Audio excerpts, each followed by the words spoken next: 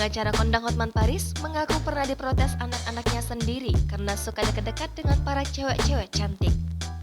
Hal tersebut ungkap Hotman Paris saat menghadiri sebuah acara TV show bertajuk For Your Pagi yang disiarkan secara live streaming di kanal YouTube Trust 7 Official pada Selasa 23 Agustus 2022.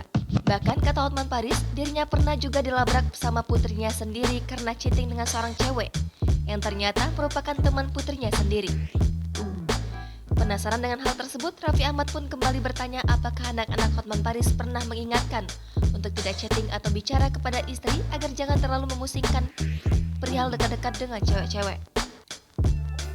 Mendengar hal tersebut, Raffi Ahmad kemudian mengungkapkan bahwa sebagai pengacara, Hotman Paris sudah memiliki 7 juta following di media sosialnya.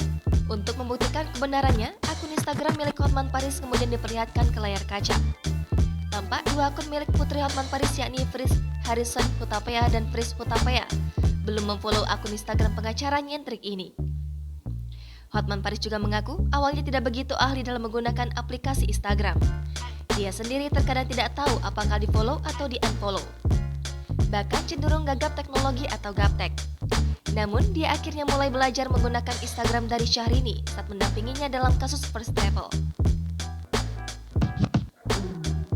Kan suka chatting cewek, ternyata itu teman putriku gitu. Jangan lupa subscribe, share, komen, dan like ya.